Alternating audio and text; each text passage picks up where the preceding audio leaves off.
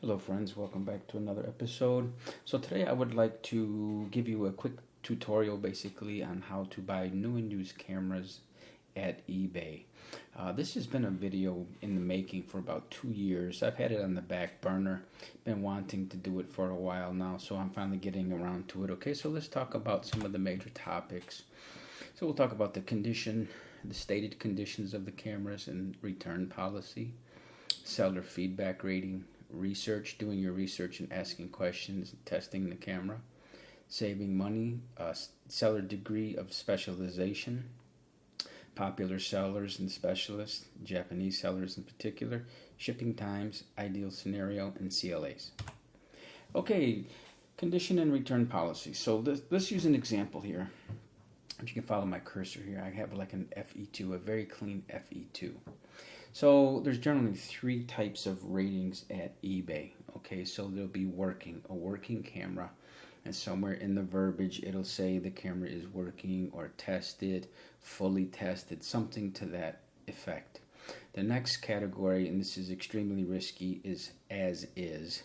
And then lastly, there's another category that states 4 parts, not working. So there's 2 that are declarative, right? Here the seller is declaratively saying the camera works, and here the seller is saying declaratively it doesn't work. And what I hate is this, and I'll tell you why sellers do this. They put as is, and this is why you have the eBay money back guarantee. So what some of these shady sellers want to do is what they're trying to do is they're trying to avoid the money back guarantee by claiming I'm selling the camera as is. So here's the problem with as is sellers. They're selling a camera that would normally, if it's fully working, it's $300. So what they do is they'll knock off $75 or so, and they'll sell it as is for $225 caveat emptor. So what they're trying to say is if you get the camera and it doesn't work, shame on you. Okay, you took the risk. Because, right, the seller could say, I could have sold it for $300. And that's what it is. You're buying risk. That's what the seller is trying to say. You're buying risk at $225. But in all honesty, they should be selling it like this. If they don't know the camera works, they should at least honor the money back guarantee. So here's how it works also. Now we have the conditions here in the left margin, and we have the return policies in the right margin. So a working camera generally comes with a 30-day return, a 14-day return, or a does not accept returns.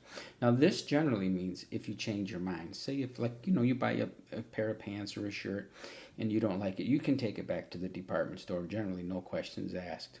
Sometimes you'll just get a store credit, right? You won't get your money back. But here on eBay, what this generally means is this doesn't mean if the camera is not working, because eBay enforces the money back guarantee. This is if in case you'd say, I changed my mind, I don't want the camera. Well, then the seller says, too bad. I mean, this isn't a department store. You're stuck with the camera. So again, what I would recommend is you always want to look for a working camera, and you're looking for ideally a 30-day return or a 14-day return. I never, ever, under any circumstances, buy a camera where the seller says, I do not accept returns, because this is the problem. If the camera doesn't work, they might say, okay, look, we're going to have to go to some type of arbitration. You're going to have to force me to give you your money back. And it's just bad mojo. I never go there. So again, the 2 things to avoid. The 2 things to avoid at eBay is as is. If anytime you see the word as, and this is the verbiage they'll use. I'm not sure if it works. It appears to work, but I really don't know. And that's all kind of code for it really doesn't work. There are some issues with the camera. So again, stay away from as is, and stay away from does not accept returns. Next, let's talk about feedback rating. Ideally, I like to use sellers deal with sellers who have a 98.6 or above. To me, that's my magic number. If they have at least a 98.6, I'll buy from them. If it's below 98.6, I won't. And you also want to look at lots of ratings and sales. So again, maybe with a new seller, you'll see can you imagine seeing a $3,000 Leica and the person has no feedback rating, or feedback rating of 0? Do you really want to send $3,000 to a person with no feedback rating versus a Leica seller who might have 10,000 sales with a decent feedback? So that's another thing you'll have to consider. So So here's the one about research, ask questions, test. So let's say right here we have ask questions. So the shutter count, this is a thing sellers do not usually disclose on eBay, and it really bothers me because it's fundamental to a digital camera. So, and they never, well, I shouldn't say never, I got to watch my weasel words here. Generally, they don't disclose the shutter count. So is it a problem? So let's say we have a DSLR, it's got 140,000 shutter actuations.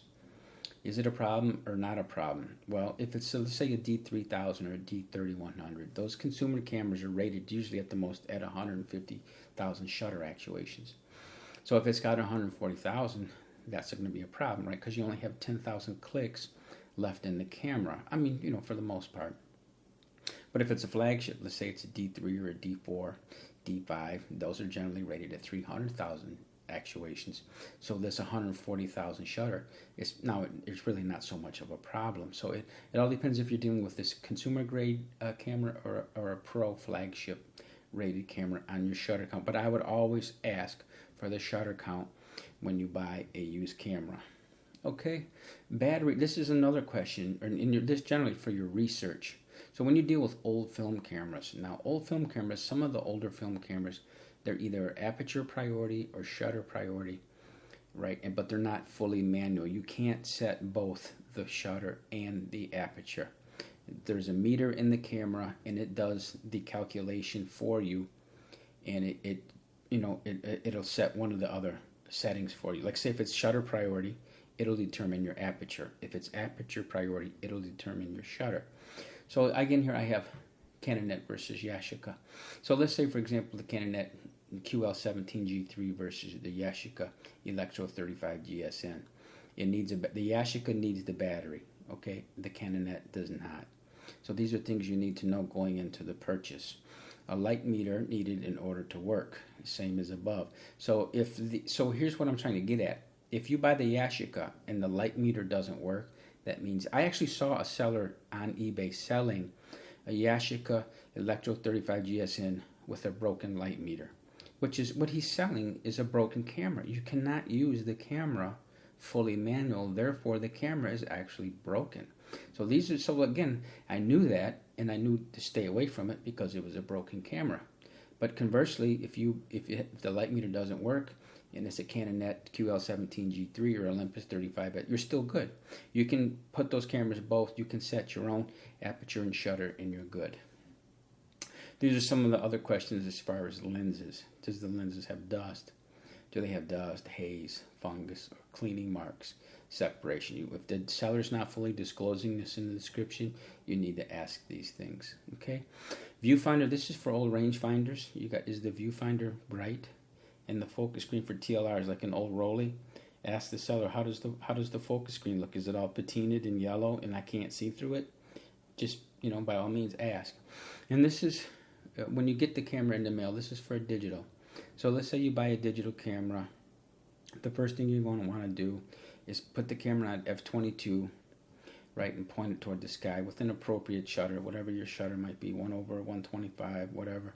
Point it at the sky and then look at your image, right? You want a nice blue cloudy sky, or clean pure sky, and you're going to see little grayish flecks. If you see little grayish spots, that's dust all over your sensor. So, and that's the only way you can tell. You got to put it at f/22 and point it at the sky. Then that's when you'll see dust. So my point is when it asks questions, test, research.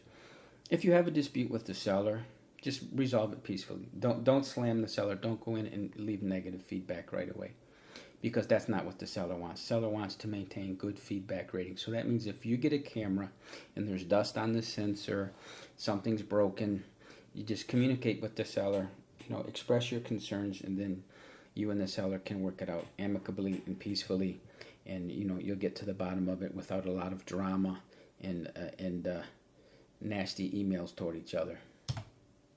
Okay, saving money. So this is what I was getting at. I just bought what was it?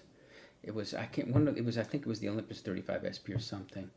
But I saved $100 on it. I got it at half price. The camera is currently going for $200. I got it for $100 because the light meter was broken. And it didn't matter on this particular camera because you can set both the the aperture and shutter manually, right? So here's where I have a smartphone. Use a smartphone app or your Sunny 16 with reciprocity, right? So if you know if you're in daylight, what you don't need, if you're outdoors, like saying you're outdoors and you're on a walkabout, if you want to use f16, Sunny 16 is f16 at 1 over 125. And you just use reciprocity from there as a photographer. So if you open up your aperture, you're letting in an additional stop of light, then you got to squeeze out a stop of light from your shutter. Okay, it's all about balancing your exposure. Okay, so just know your Sunny 16 and reciprocity, and you can save $100. And if you don't, even if you don't know these, again, I'm getting back to either your free or $1.99 smartphone apps. Okay, broken frame counter. These are easy to fix. Sometimes if you just have a little toothpick, these little indentations, like on your old Japanese SLRs, they get stuck. And they're very easy to fix, so you can save money there. And you can light seals. Sometimes the light seals are all, the camera's 40 years old, 50 years old. You can replace your own light seals. And you can, haggle with the seller a little bit, maybe get the price down a little, saying that you're willing to do these repairs on your own. Okay, seller degrees of specialization. So the first thing you want to do when you look at a camera is click on the seller and look at the seller's feedback. Not so much the rating. I got the rating here, but what I mean by that is look at the items. Go down and look at all the items this seller is selling. So ideally, number one is what you want the seller to specialize in one particular camera model. Like I have for an example, the Yashica Electro 35 GSN. It's known for the pad. It's called the pad of death. So there's a point where this thing will separate and the camera stops working. Well, if the person is spun up on this and knows how to fix it, he or she has dealt with a lot of these Electro 35s, then the seller is basically a technician specializing in that camera, and he or she knows how to fix the camera before selling it. So this is why you want to see a particular, ideally, the seller is selling all Yashicas, all Minoltas, all Nikons, all Canons, whatever. So that person becomes a guru in that particular make, and especially the model. Secondly, is you want to find a seller that deals only in cameras. So he or she might be selling all types of different cameras, right? Nikon, Canon, Fujifilm, whatever. But the thing is, the seller only sells cameras, and therefore is still knowledgeable in cameras and what can go wrong with cameras, and maybe has the wherewithal to fix these issues, or at least identify bad cameras and not bring them to market, right? Not bring junk to eBay. And this is what I have last, is like, that show American Pickers. Yeah, pickers are junkers, people who go to estate sales, and people who go to auctions.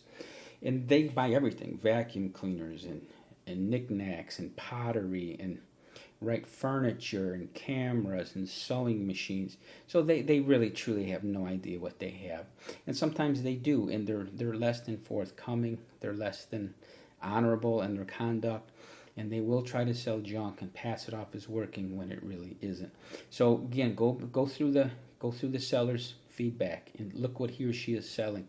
And if you see that's all over the map with sewing machines and furniture and all kind, just do not buy a camera. I would recommend you do not buy a camera from that seller, because he or she does not know what he's selling. And I've done it a couple times in the past, and I've gotten burned.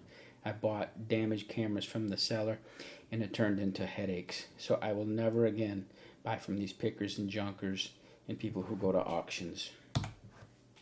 Okay, I'll give you some examples here of the popular specialists. So if you're looking for a Flexeret, these were made in the former Czechoslovakia, right? So now it's Czech Republic and Slovakia.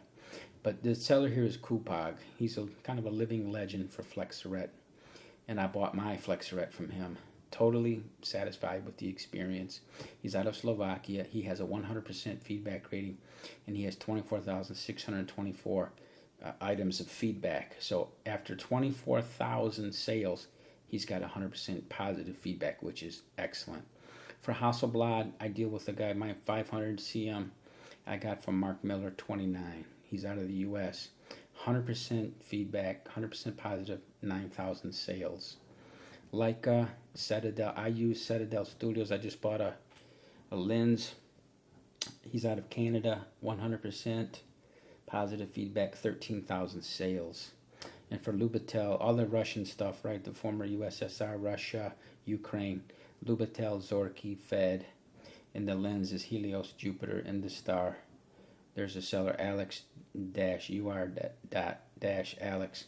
out of the Ukraine, 100% positive feedback, 1,900 sales. And then this Artem store, Ukraine, 100% positive, 7,000 sales. And so these are just a couple representative examples for FlexRed, Hasselblad, Leica, right? Then you might just go in there. So if you want like an FM2 or FM3A or a Canon AE1, try to find a seller that's his or her forte. That's all they deal with. So that's my point, is try to find a specialist. Okay, Japanese sellers are my absolute favorite, and I'll tell you why. I'll go through this with you here.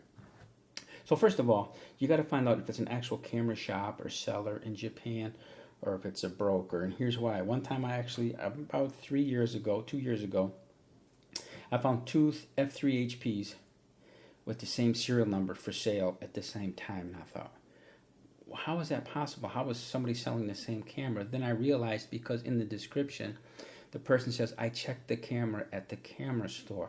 So what people do is they moonlight for part-time income. What they'll do is they'll like eyeball some cameras at a local camera shop. So let's say, for example, the camera store is asking $200, the equivalent in yen, of course, to US $200. Well, the broker can buy it from the camera shop for $200, but he or she is reselling it on eBay for, like, say, $250. His or her markup would be $50. So what the deal is you pull the trigger on the sale, right, and then that person will literally walk or ride to the camera store, pick up the camera, right, pay the camera store $200, then sell to you for $250. And sometimes you can see where this goes south, because there's been negative feedback left for somebody has bought the camera, and then the seller has to say, I'm sorry, it's not available, because by the time he or she went to the camera store, it had already sold. And also, some of these brokers don't. I bought, as a matter of fact, it was this F3 HP. A couple years ago, I bought one from a seller in Japan, and this person had no knowledge of cameras. And I asked her if the camera was good and so forth. She said yes. I got the camera back, and there were 3 things broken on the camera. I mean, 3 separate things that anybody with some even mild knowledge about cameras should have caught immediately. So she was very good. She was very reputable. She not only refunded the price of the camera, she refunded the price of the shipping. She covered the shipping both ways. So just so you know what I mean. And so it was a giant headache from the shipping and reboxing it, sending it back to Japan. So you have to be careful with these brokers, because some of these brokers really don't know what they're doing. They're just, like I say, God bless them. They're trying to make some part-time income. But sometimes you can get, it's just a colossal headache when you deal with these people. Okay, so the Japanese, in my estimate, they have the best customer service. They go out of their way to ensure you have a positive experience. For sure, they have the best packaging. The way they pack it in styrofoam or packing peanuts or these air pillows, they do a marvelous job protecting your lens or your body. I've never seen better packaging than what comes out of Japan. They really take pride in what they do.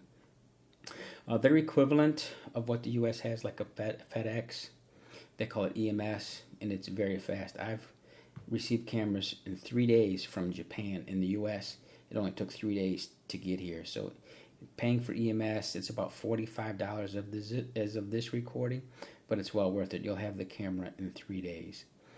And the Japanese always include some type of a little gift in their boxing. Sometimes they'll put hand-folded origami, and it's so beautiful. It really is terrific. That's what I mean about the Japanese. They go out of their way to try to be really sociable and kind of humanistic, right? They really try to go the extra mile. Or sometimes they'll put seeds, rebirth and rejuvenation, and they're really big on that, and I just admire the Japanese so much for that. Okay, so let's cover shipping times. So if you buy domestically, no matter what country you're in, it should probably take a few days to get to you, right? Because it is domestic. It's an intra. It's not inter. It's intra. So it should reach you fairly quickly. Here's a scam that some of the Japanese do, and I don't like this. Most of the Japanese are very above board, but you'll get a couple scammers in Japan. They'll charge you the premium $45 for an EMS. right? And so what you're thinking, you're paying the $45 for 3 day, but what they do to make extra money, they'll send it to you the slow way. You'll get the camera in 2 weeks, and you're thinking, because you paid the premium price for expedited delivery, but you get the camera 2 weeks later. So what happens is, instead of the seller paying $45 for a $45 shipping fee, the shipping fee is really like $15, and they charged you $45. They've pocketed that extra $30 and sent it to you the slow way. So sometimes you get burned like that from sellers in Japan, but it is what it is. 6 weeks. So I ordered 2 Lubitels, the 155B and the 155 Universal, from 2 different sellers, and they both took 6 weeks to get to the United States from Ukraine. So if you order from the Russian Federation or Ukraine, you have to allow up to 6 weeks to get your parcel. They're postal people. Generally, they're not too good at package care. So both of these cameras I got, they were soaking wet. The parcels were drenched, and they were badly damaged. The boxes, one of them, the camera was actually almost hanging out of the box. It was that bad. It's like they throw the doggone parcels around. So just be careful. So again, if you buy a Jupiter lens or an Industar or a Lomo or a Fed or a Zorky, it's generally going to come out of the Russian Federation or Ukraine. It's going to take 6 weeks to get to you, and it might be soaking wet, and it might be damaged. So you got to be careful with Russian Federation and Ukraine. In Canada, I was really shocked because sometimes we laugh about Canada being so socialist, right? I mean, their pensions and their health care and all that. And this isn't a political discussion. I really don't want to go there.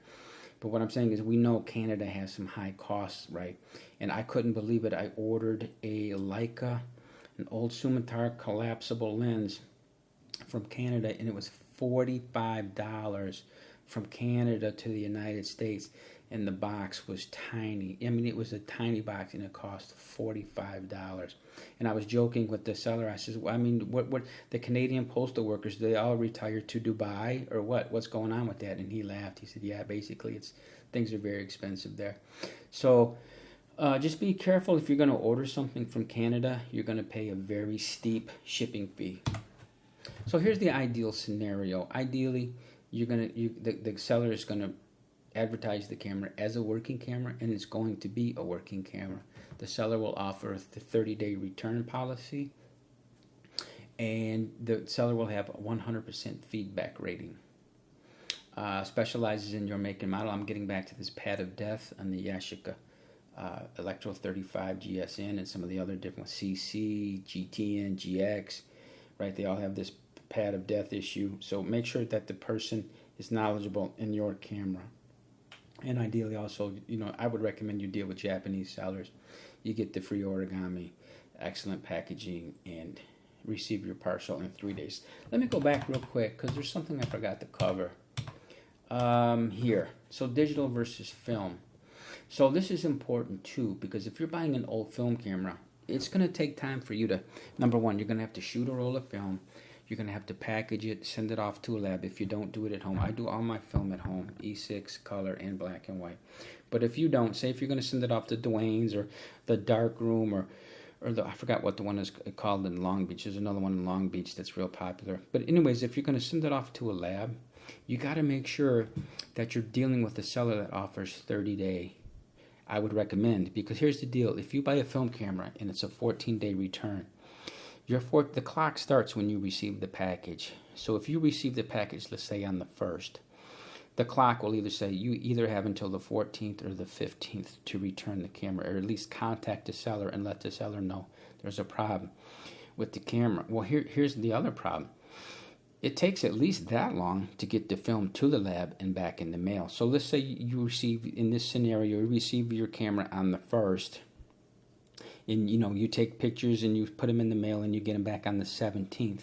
Well, your clock stopped either on the 14th or 15th. So the seller can say, I'm sorry, you exceeded the 14 days. You didn't contact me in time. So especially, now digital is not bad because, right, you can get a digital camera in the mail and take a picture of it the same day with no problem. Pop your SD card or whatever in your computer and you can see what it looks like. But film, definitely only choose sellers. I recommend you only choose sellers who offer 30-day returns, because they're giving you time to take a roll of film, expose a roll of film, get it in the mail, and get it back so that you can examine either your slides or your prints or your negatives or whatever you're going to do, so that you can see there's no problems. Okay, let's go back. Okay, so let's get into the CLA. So you bought your camera, and it's an old camera. Let's say it's from the 1950s or 60s or 70s, right? It's going to need a CLA. So that means clean, lubricate, and adjust. They adjust all the different timings of the shutter. They can, if it's a rangefinder, they can recalibrate the rangefinder. They can do a lot of things, right? So let's talk about some of the legends. Harry Fleener is a living legend. He's out of I think Manhattan Beach, California, and he's the Rolleiflex guy. He's a living legend for Rolleiflex CLAs and repairs. For Leica, it's Dag. You'll see it in the bulletin board. His moniker is Dag, but his name is Don A. Goldberg, but he goes by Dag. And there's another one, Sherry Crowder, and there's another one, Yusin Ye. He's also a Leica technician. And a lot of people knock Gary's camera repair, and I really don't like that, because I've dealt with Gary twice. He's in Illinois, and I've sent him a Minolta SRT 101 that had a damaged shutter curtain, and I sent him an FE2 that had some issues with the film advance, and he repaired both of them wonderfully. His prices are extremely reasonable. So I really don't like it when people knock at Gary. His surname is Arapatov. It looks like a Russian gentleman or whatever. Gary Arapatov. But I've sent 2 cameras to him. He's done a marvelous job. And I can only say good things about Gary's camera repair. Now, if you're not comfortable with Gary, you can just get online and search all the different shops who repair cameras. If you want to find one more local, you want a price shop. You want to shop by geography so you can have a faster turnaround time or whatever, just search. Okay, so for new cameras, now here's the deal with new cameras. Now, if you want a U.S. model that's made deliberately for the U.S. market, then you're better off shopping at either Amazon, B&H, or Adorama. The reason you go on eBay for new cameras is they're all gray market, and they're substantially discounted from those sold at Amazon, B&H, and Adorama. So here's what I'm getting at. So steeply discounted. And let's talk about the difference between gray market versus refurbished. A gray market camera is one that was meant to be sold in another country, and they sell it at a discount. So I have here Think textbooks. So if you ever taken a class, the publishing houses offer 2 versions. They offer a U.S. version and basically an international version. And the only difference is the gouging factor, right? They want to gouge U.S. students. So the same, if a textbook is $200 in the U.S., that same textbook is $30 in India. So a lot of us, that's what we do. We go online and we buy the international version of the textbook, right? So there's a way to game the system. You just buy the international version. Well, it's the same with cameras. So instead of buying the one that's made for the U.S. market at a steeply increased profit margin, you buy the international version just like you do the textbook at a steep discount. But here are some of the drawbacks from buying a gray market or international version camera. So that won't come with a warranty. And here's the price difference. If you buy the U.S. model, it's $1,900. I'm using a D750. Nikon D750 is the example here. So if you buy the U.S. version new, you're going to pay about $1,900 for it. If you buy the gray market new, it's going to cost $500 less. It's going to cost anywhere from $1,350 to $1,400. Here's the deal: there's no warranty from the factory. But here's what the seller will say.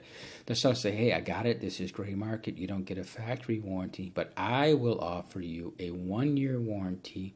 And if you have a problem, you send me your camera, and I'll send it somewhere and get it repaired for you free of charge. So I'm willing to act as the backstop and offer the warranty that the factory won't. But it generally doesn't work out so good. If you read a lot of the bulletin board posts, people who've had problems with gray market cameras, they send it back to the seller and they get to run around. Their problems are really never resolved. Possible factory service issues. So let's say even the warranty period has expired. 5 years, 6 years down the road, you want to send the camera to, let's say if it's the Nikon gray market, if you want to send it to the Nikon, like an authorized service center in the United States, in the olden days, they would reject the camera. No, we're not working on any gray market cameras. So that's a problem. And lastly here, there's a possible firmware upgrade in eligibility. So again, if you bought a camera that wasn't destined for the U.S. market, and you try to go online and pull the latest firmware down from their support link at their website, you might come up as a red flag. You might be ineligible for the firmware upgrade. So here I have some of the three most popular, really. I shouldn't say the three most. There's a lot of popular ones here, but these are some of the three recurring ones you'll find in searches. Now, I bought my D750 from this seller here, Deals All Year, and it was a very positive experience. So they're out of the U.S., 99.7% positive feedback, almost 23,500 sales. Red tag camera, 100% positive feedback, 52,000 sales. And 6th Avenue, out of the U.S., 98.5%, 54,000 sales. Okay, so again, so if you want these are the big three, kind of to me, these are the big three gray market sellers, and these are some of the pros and cons. So the pro is the price. You're going to get a lot knocked off, but it's like going to Vegas and putting $2,000 on a gambling table. Do you want to gamble that you get a lemon? If you get a bad copy, you're going to be, you know what I mean? You're going to have some swollen eyes from crying, right? So keep that in mind if you want to juggle that. I personally bought a couple gray market cameras and I've never had a problem with them. So I do go the gray market route to save a substantial amount of money. But again, it's up to you. If you're not comfortable with the risk, then go with the US version. And also then you have the refurbished camera. A refurbished camera is a customer return, a demo model, or there's a slight defect in the product. It's like if you ever buy clothes or purses from TJ Maxx or Ross, Dress for Less, or Marshalls, they're substantially marked down from other retailers because of this. There's something going on here. You can get a $500 purse for $200, right? But there's something behind the scenes. It could have been a customer return or whatever. We don't know, but they're steeply discounted. So it's the same effect. So if you go online and you find a refurbished camera, generally, if it's a customer return, it goes back to like a distribution center, and if it's missing the CD or a wrist lanyard or something like that, and maybe they possibly reset the shutter count to 0. I don't know what's actually involved, but by the time it gets back into the supply chain, it looks like a brand new camera. They've repackaged everything and made it look like a brand new camera. Okay, so we covered a lot. I think I covered everything. I know I went long. I'm at 34 minutes, and this is much longer than what I wanted it to be. But I wanted it to be somewhat in-depth, right? I didn't want to just treat this too casually where I just glanced over everything and didn't really cover the nuts and bolts. So in conclusion, I would appreciate if you enjoyed this. If you learned something, please like and subscribe. And feel free to ask questions. Just leave any questions you have in the comments section, and I will happily reply to your comments. And I thank you for watching, and have a wonderful and blessed day.